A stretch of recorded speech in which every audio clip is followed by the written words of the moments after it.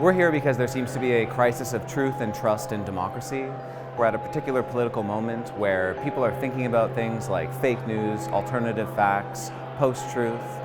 And so in light of this, we've tried to bring together a bunch of scholars from different disciplines in order to explore these notions. And the hope is that by bringing people together, we can help chart and explore the nature, the extent, and the causes of this kind of crisis of trust in democracy. So I was looking at attempts to analyze recent political events in the UK and the US using the idea of bullshit. So this comes as a surprise, I think, to some non-academics, but there's actually a very famous academic essay called On Bullshit by an American philosopher, Harry Frankfurt. This is an essay written originally in the 1980s. And in the last few years, there's been this real upsurge of people, not just academics, journalists too, using the idea of bullshit and bullshitting to understand phenomena like the Trump election in 2016, the Brexit vote, and the way that political debates are conducted. And so I was looking at whether that analysis is actually, helpful or plausible. So what I was trying to explore today was the idea of obvious falsehoods and the political harm that they bring to our current discourse. And by an obvious falsehood, I mean what some people call a bald-faced lie.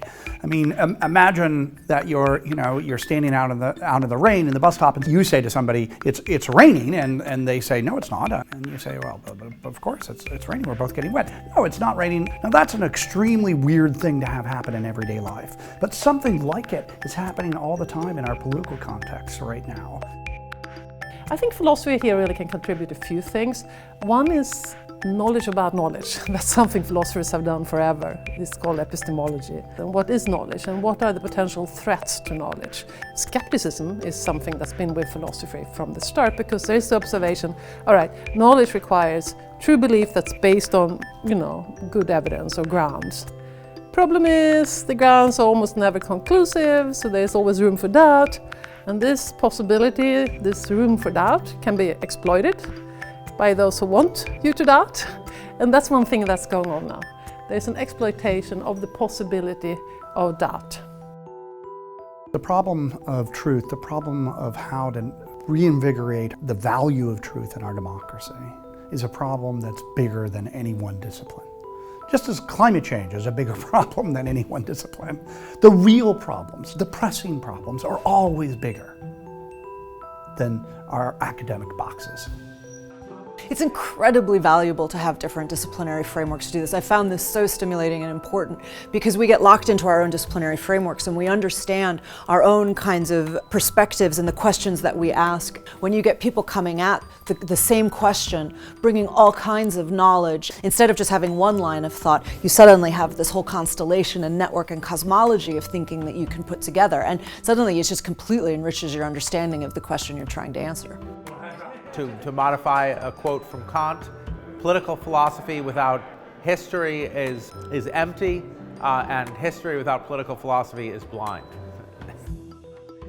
Making an impact is something that thinkers always try to do. I mean, the idea that the thinker who is alone in his closet talking to himself, that's not really the vision that most of us have when we got into any sort of the world of ideas, right? Like, it may be where we ended up, right? We're in the shoebox as we're just mumbling along to ourselves. But really, most of us, the people who get into the world of ideas are interested in having those ideas have some effect on the world in which they live, to change things for the better. So I was interested in looking at the role of memes in political communications. And looking at it, the question is that why are memes so successful? Is there something about the combination of text and images that make them particularly good at being transmitted?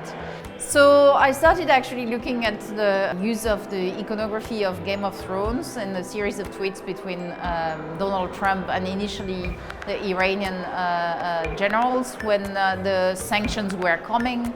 So it was an explicit reference to the linguistic catchphrase, winter is coming. And this was actually then captured by lots of anti-Trump people who tweeted things like sanctions are coming, impeachment is coming now. There's a really important question at the end of all of this kind of thing and any kind of academic intervention in this case a political question, which is so what? So a bunch of academics got together and they had a conversation. Does it actually change anything? If we perceive our society to be in a crisis, as many of us do, then my view is that we all have an obligation to bring what weapons we have to the fight. And we all have our toolkits that we have to kind of, put together and say, well, here's the bit I can fix and here's the bit that maybe you can fix.